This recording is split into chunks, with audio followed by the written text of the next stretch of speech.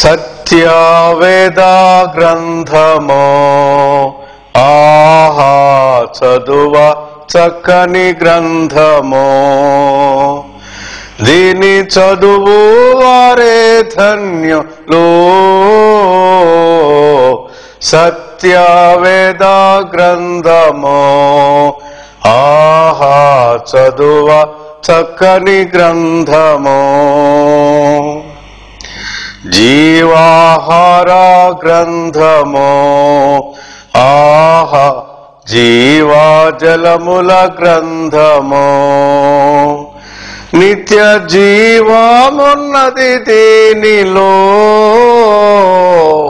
సత్యవేద గ్రంథమో ఆహా తగులాగొట్టును సుత్తి అయి, ఆహా తగులా బెట్టును అగ్ని అయి, పరిశోధించు ఈ గ్రంథము. ఓ సత్యవేద గ్రంథమో ఆహా చదువ చక్కని గ్రంథమో, రెండంచుల ఖడ్గమై ఆహా ఖండించు జీవాత్మలన్, సజీవ వాక్య గ్రంథమో సత్యవేద గ్రంథమో ఆహా చదువ చక్కని గ్రంథమో. ఘనమైన తండ్రి, సత్యవేద గ్రంథమును మా భాషలో మాకు అనుగ్రహించిన నీ మహాకార్యములన్నిటినీ స్మరించుకొనుచు ఈ జీవవాక్కులు మా చేతుల్లోకి రావటానికి ప్రయాసపడిన ప్రతి బిడ్డను తండ్రి వారి ప్రయాసను బట్టి మిమ్మలను స్తుతించి ఆరాధించుకొనుచున్నాను. మరి ముఖ్యంగా ఆత్మ దేవుని చేత వ్రాయబడిన ఈ మాటలు తండ్రి మేము చదువుకోగలిగే మహాభాగ్యం, ధ్యానించగలిగే మహాభాగ్యం ఇచ్చినవా తండ్రి. స్తోత్రములు. మాకు నేర్పుమని నీ సత్య వేద వాక్కులు గ్రహించున్నట్లు మా కన్నులు తెరువమని ప్రభువైన యేసు నామమున ప్రార్థిస్తున్నాను తండ్రి, ఆమేన్. ప్రభు బిడ్డలారా, దేవుని వాక్యము బైబిలు పరిశుద్ధాత్మ చేత ప్రేరేపించబడిన వ్యక్తుల చేత వ్రాయబడినది. పరిశుద్ధాత్మ దేవుడే ఈ గ్రంథకర్తని మొదటిగా మనము గమనించాలి. దాదాపు 1500 సంవత్సరాల కాలంలో 40 మంది దేవుని ఆత్మ చేత ప్రేరేపించబడిన వారై వ్రాయబడిన గ్రంథం అయినను ఏక భావము, ఏక తాత్పర్యము, ఏక విశ్వాసము, ఏక నిరీక్షణ, ఏక రక్షణ, ఏక దేవుని సత్య వివరణ వ్రాయబడినట్లుగా ఏక మనస్సుతో గ్రహించగలమని నేను మీకు ముందుగా మనవి చేస్తున్నాను. పరిశుద్ధాత్మ దేవుడు ప్రేరేపించగా దేవుని వాక్యము ఈ రీతిగా వ్రాయబడిందండి. ఆత్మదేవుడు పైనుండి బోధించుట ద్వారా, నడిపించుట ద్వారా ఆత్మదేవునికి లోబడి రాయబడిన మాటలే ఈ దేవుని వాక్కులు తప్ప మనుషేచ్ఛను బట్టి వ్రాయబడినవి కావని దేవుని వాక్యం బైబిల్లో మనము గ్రహించగలం. ఈ దేవుని మాటలు సత్య వేద గ్రంథము, చదువ చక్కని గ్రంథం. ఈ బైబిల్ను చదువువారు ధన్యులు. దేవునికి స్తోత్రములు. ఈ దేవుని వాక్యమును గ్రహించుటకు ప్రభు మనకు కృపనిచ్చునుగాక. దేవుని వాక్యంలో 2 భాగాలుగా మనం చూడగలం. మొదటిది పాత నిబంధనను మొదటి భాగము, రెండవది క్రొత్త నిబంధన అనే భాగము.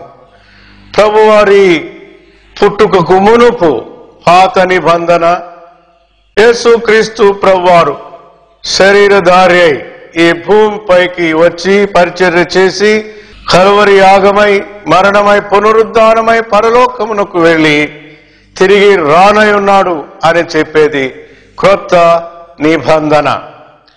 పాత నిబంధనలో 39 పుస్తకాలున్నాయి. క్రొత్త నిబంధనలో 27 పుస్తకాలున్నాయి. వెరసి బైబిలులో 66 పుస్తకాలు ఉన్నాయని మనం గ్రహించుతాం. ఈ 66 పుస్తకాలతో కలిసిన గ్రంథరాజము దేవుని వాక్యము బైబిలు. దీనిని అర్థం చేసుకోవటానికి ఈ రీతిగా విశ్లేషణ చేస్తే బాగుంటుంది అనే భారం చేత విశ్లేషణను మీ ముందు పెడుతున్నాను. మొదట పాత నిబంధనలో 39 పుస్తకాలను ఏ రీతిగా విశ్లేషించారో మీ ముందు పెడతాను. ఆ తరువాత క్రొత్త నిబంధనలో 27 పుస్తకాలు ఏ రీతిగా మనం విశ్లేషించి చదవాలో మీకు తెలియపరుస్తాను. పాత నిబంధనలోని 39 పుస్తకాలను కూడా 3 భాగాలుగా విశ్లేషించి చదవాలి. మొదటిది 17 పుస్తకాలతో ఉన్న మొదటి భాగం. రెండవది 5 పుస్తకాలతో కలిగిన మధ్య భాగం. మూడవది 17 పుస్తకాలతో కలిగిన మూడవ భాగం. నేను మరలా చెప్పనా, పాత నిబంధన గ్రంథములోని 39 పుస్తకాలను 17, 5, 17 అనే 3 భాగములుగా విశ్లేషించి చదవాలి. ఈ 17 మొదటి భాగములో ఏమి అనగా 5 కాండములు. దేవుని సృష్టి విధానం. దేవుని సృష్టి ఆది కాండములో మనం గ్రహించగలం. తదుపరి నిర్గమ కాండము, లేవియ కాండము, సంఖ్యాకాండము, ద్వితీయోపదేశ కాండము అనే మిగిలిన 4 కాండాలలో ప్రధానంగా దేవుని ప్రజలు కనాను యాత్రను గూర్చి వ్రాయబడిన కాండములు. 5 పుస్తకాలు అనగా పంచకాండములు దేవుని సృష్టి విధానమును, దేవుని ప్రజల ప్రయాణమును సూచించేవిగా ఉన్నాయి. ఇకపోగా మొదటి భాగములోని 17 పుస్తకాలలో 5 పుస్తకాలు పంచకాండములుగా వ్రాయబడ్డాయని అనుకున్నాం కదా. మిగిలిన 12 పుస్తకాలు చరిత్రను సూచిస్తున్నాయి.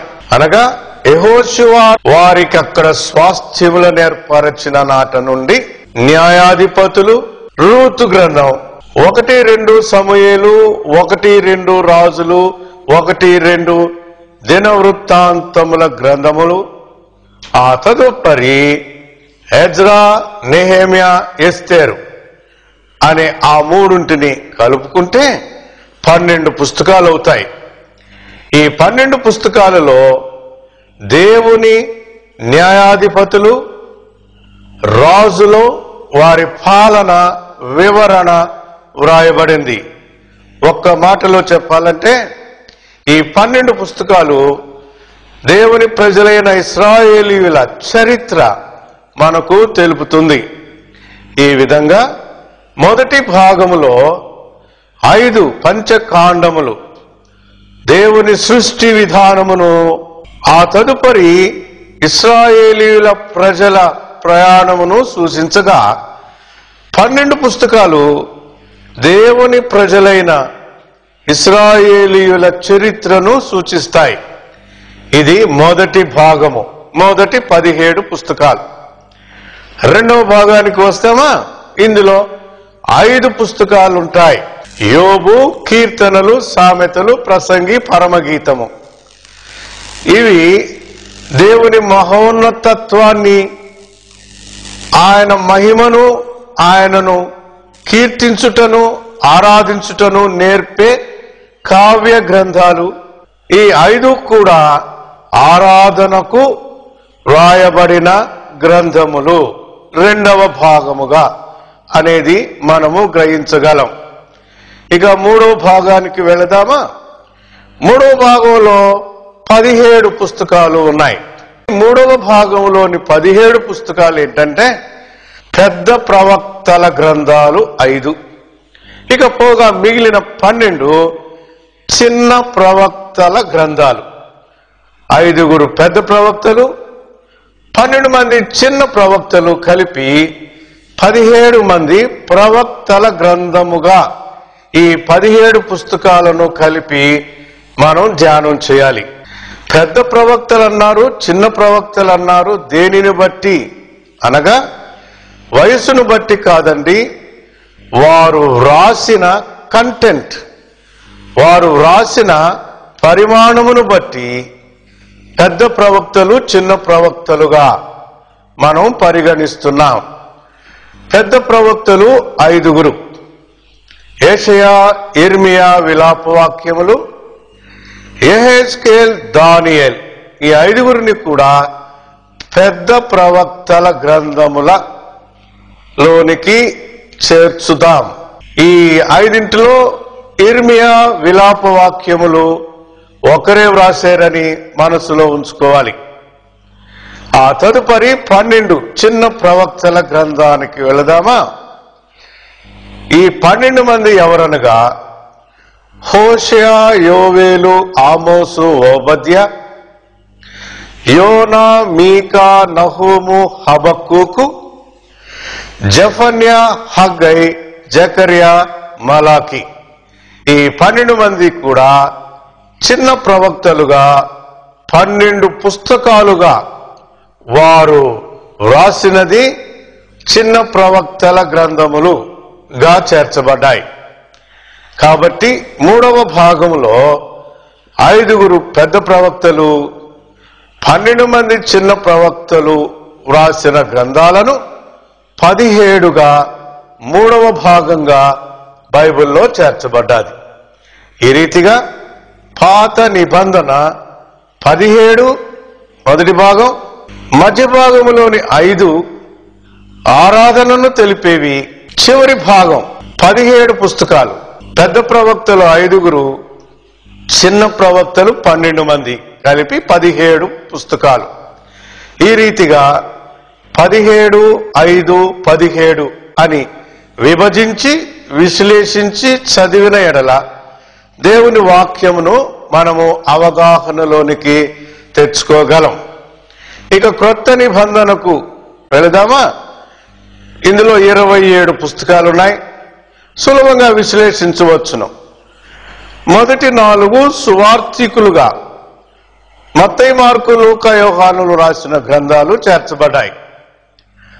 ఆ తదుపరి సంఘము ఏర్పడిన అపోస్తలుల కార్యముల గ్రంథము వివరిస్తుంది. ఇది 5వ పుస్తకం క్రొత్త నిబంధనలో.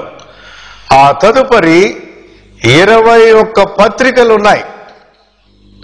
కాబట్టి మొదటి 4 సువార్తికుల గ్రంథాలు, 1 అపోస్తలుల కార్యముల గ్రంథం 5 అవుతుంది. 21 పత్రికల గ్రంథాలుగా పరిగణిస్తే 5, 21, 26 అవుతుంది. చివరిగా యోహాను భక్తుడు రాసిన ప్రకటన గ్రంథం, భవిష్యత్ కాల జ్ఞానం అనేది చివరి గ్రంథముగా మనం చదవాలి. ఈ రీతిగా 27 పుస్తకాలు, 4 సువార్తికులు రాసిన మొదటి భాగం, అపోస్తలుల కార్యములు అనేది 2వ భాగం 5 అవుతుంది. అక్కడికి పత్రికలు 21, 26 అవుతాయి. చివరిగా అపోస్తలుడైన యోహాను రాసిన ప్రకటన గ్రంథం 27వదిగా క్రొత్త నిబంధనలో వ్రాయబడిన 27 పుస్తకాలు. ఈ రీతిగా సత్యవేద గ్రంథము పాత నిబంధనలో 39 పుస్తకాలుగా, క్రొత్త నిబంధనలో 27 పుస్తకాలుగా, మొత్తం 66 పుస్తకాలుగా దేవుని వాక్యంలో ఉన్నాయి. ఇవి తేటగా నేను చెప్పిన ప్రకారం ప్రభు నాకు ఇచ్చిన భారాన్ని బట్టి మీ ముందు పెట్టాను. ప్రభు నడుపుదలను బట్టి మీరు కూడా ఈ రీతిగా విశ్లేషించి చదివిన ఎడల అర్ధసహితమైన వాక్య సత్యము అర్ధసహితముగా మనం గ్రహించగలం. ఇప్పుడు ఇంకాస్త వివరణలోనికి వెళదాం. మనం ముందున్న దినాలలో మనకు ప్రాముఖ్య అవసరమైన కొన్ని అంశాలను పరిగణలోనికి తెచ్చుకుందాం. ఈ పాత నిబంధన గ్రంథంలో 3 భాగాలు అన్నాను కదండి.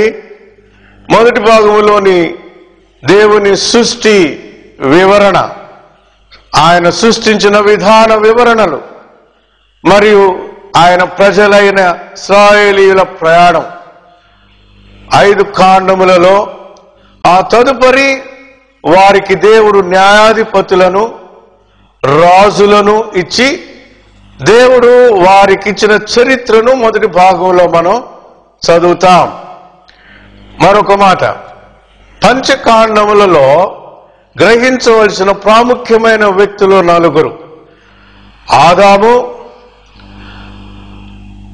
నోవహు, అబ్రహాము, మోసే. వీరిని మనస్కరించిన వారమై చదివితే తేటగా పంచకాండములు అర్థమవుతాయి. ఆదాము, నోవహు, అబ్రహాము, మోసే అనువారు ప్రాముఖ్యులు అక్కడ. ఆ తదుపరి ముందుకొస్తే ఈ 12 పుస్తకాల చరిత్ర చెప్పే దాంట్లో న్యాయాధిపతులు, ఆ తదుపరి సమూయేలు, రాజులు, దినవృత్తాంత గ్రంథాల్లో రాజులు ప్రాముఖ్యంగా మనం గ్రహించి చదవాలి. న్యాయాధిపతులు 14 అని మనకు తెలుసు. వారెవరనగా ఒత్నియేలు, యెహూదు, షమ్గరు, దెబోరా, బారాకు, గిద్యోను, అబీమెలకు, తోలా, యాయీరు, యెఫ్తా, ఇప్సోను, ఏలోను, అబ్దోను, సంసోను. 14 న్యాయాధిపతుల వివరణ న్యాయాధిపతుల గ్రంథంలో చదువుతాం. యెహోషువ నాయకుని తరువాత దేవుడు తానే పాలిస్తూ న్యాయాధిపతులను ఉంచి తన పాలనకు ఏర్పాటు చేసినారు ఈ నాయకులైన న్యాయాధిపతులను. ఆ తదుపరి వారు రాజు కావాలని కోరుకున్నారు కనుక సమూయేలు ద్వారా దేవుడు వారికి రాజును, మొదటి రాజు సౌలును, ఆ తదుపరి దావీదును ఏర్పాటు చేసినాడు. దావీదు రాజు తరువాత ఆయన కుమారుడు సొలొమోను రాజు అయ్యాడు. సొలొమోను తరువాత రెహబాము అనే సొలొమోను కుమారుని కాలంలో రాజ్యం విభజించబడింది. 10 గోత్రములు కలిసి ఇశ్రాయేలు గాను, 2 గోత్రాలు కలిసి యూదా గాను విభజించబడింది. ఈ 10 గోత్రాలను 19 మంది రాజులు ఏలారని మనం గ్రహించగలం. యెరోబాము, నాదాబు, బయేషా, ఏలా, జిమ్రి, ఒమ్రి, ఆహాబు, అహజ్యా, యెహోరాము, యెహూ, యెహోయాహాజు, యెహోయాషు, యెరోబాము 2, జకర్యా, షల్లూము, మనహేము, పెకయా, పెకహు, హోషేయ. 19 మంది రాజులు ఇశ్రాయేలీయులు ఏలినారు. అలాగే యూదా అనే 2 గోత్రముల వారిని యూదా రాజ్యంగా 20 మంది రాజులు ఏలారు. వారు రెహబాము, అబియా, ఆసా, యెహోషాపాతు, యెహోరాము, అహజ్యా, అతల్యా, యోవాషు, అమజ్యా, ఉజ్జియా, యోతాము, ఆహాజు, హిజ్కియా, మనషే, అమోను, యోషియా, యెహోయాహాజు, యెహోయాకీము, యెహోయాకీను, సిద్కియా. 20 మంది రాజులు ఏలారు.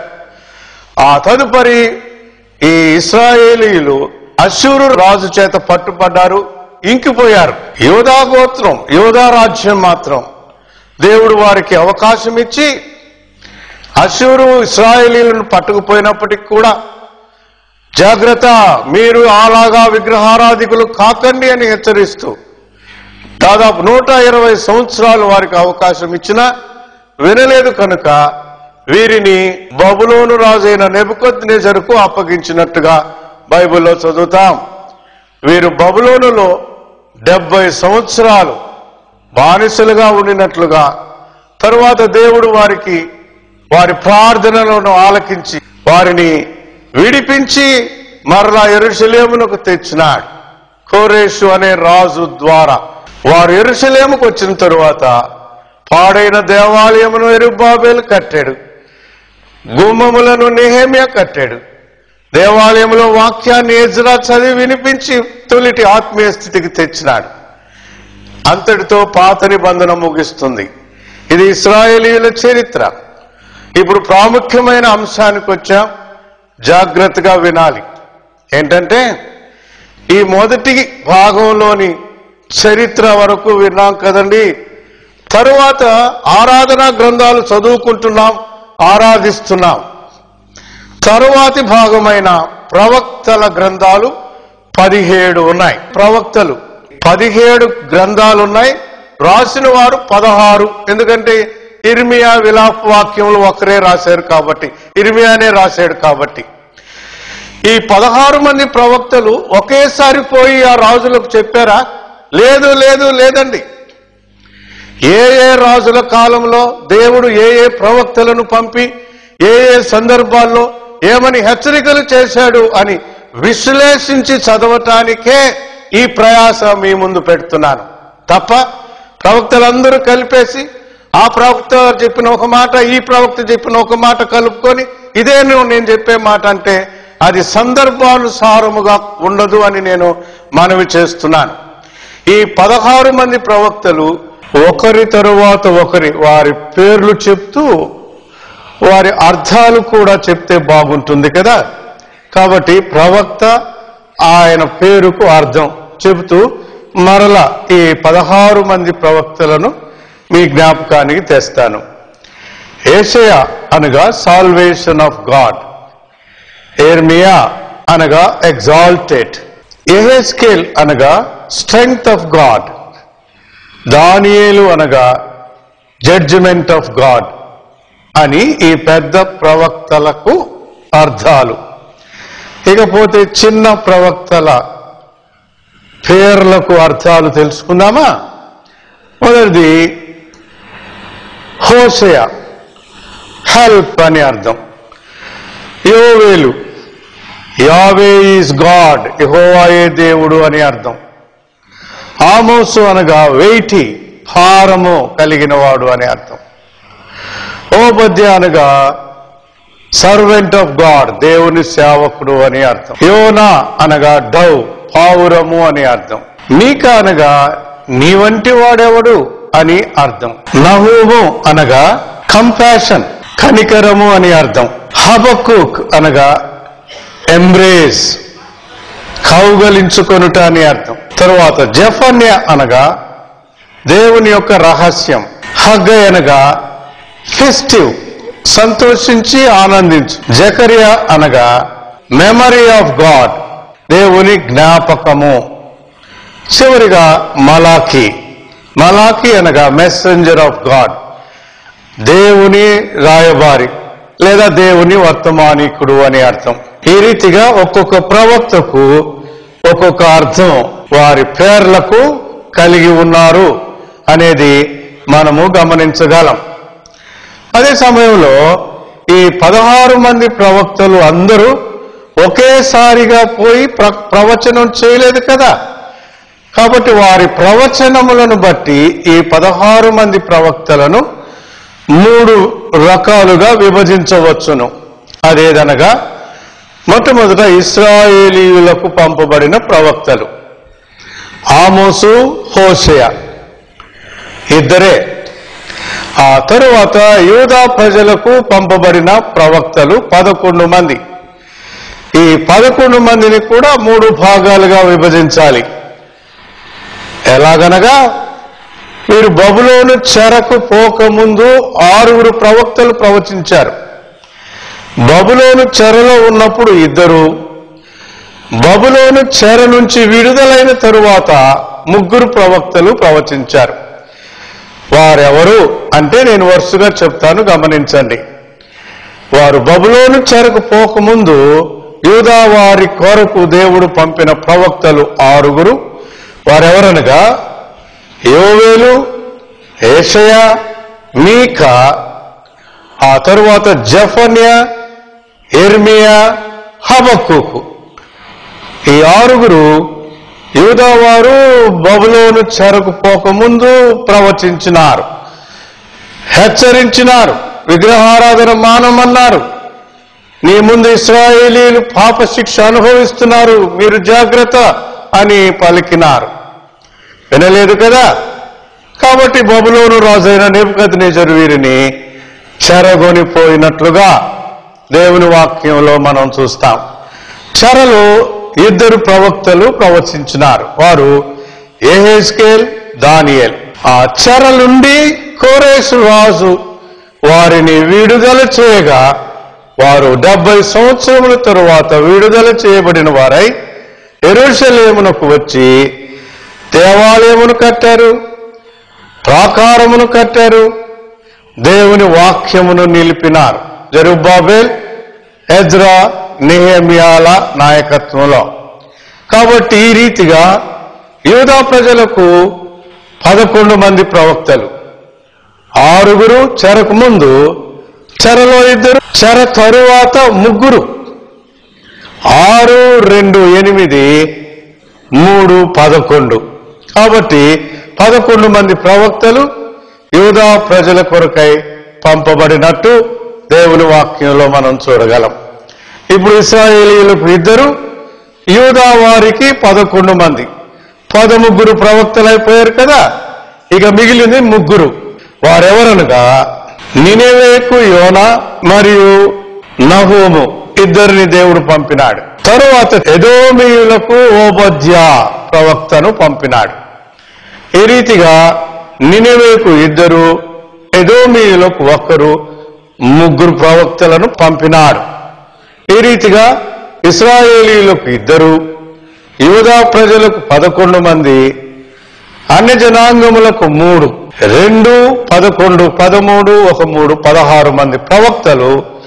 ఈ రీతిగా ప్రవక్తలను ఎవరు ఏ ప్రజలకు ఏ సందర్భంలో ఏ వర్తమానంతో పంపబడ్డారు అని తేటగా గ్రహించిన ఎడల దేవుని ఉద్దేశమును మనము గ్రహించగలమని మనము చేసుకొనుచున్నాను. ప్రభు బిడ్డలారా, ఈ రీతిగా పాత నిబంధన గ్రంథములోని మొదట 17, 2వ భాగము 5, 3వ భాగం 17, మొత్తం 39 పుస్తకాలు పాత నిబంధన గ్రంథంలో చేర్చబడ్డాయి.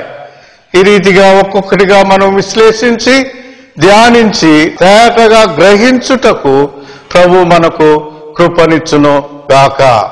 దేవుడి వాక్యమును దీవించును గాక. చిన్న ప్రార్థన చేసి నేను ముగిస్తానండి. ఘనమైన తండ్రి, దేవుని వాక్యం తేటగా గ్రహించటానికి కృప చూపుతున్నందుకు వందనాలు. పాత నిబంధన గ్రంథంలో 39 పుస్తకాలు, కొత్త నిబంధన గ్రంథంలో 27 పుస్తకాలు వెరసి 66 పుస్తకాలుగా దేవుని వాక్యంలో మాకు అనుగ్రహించినందుకు స్తోత్రములు.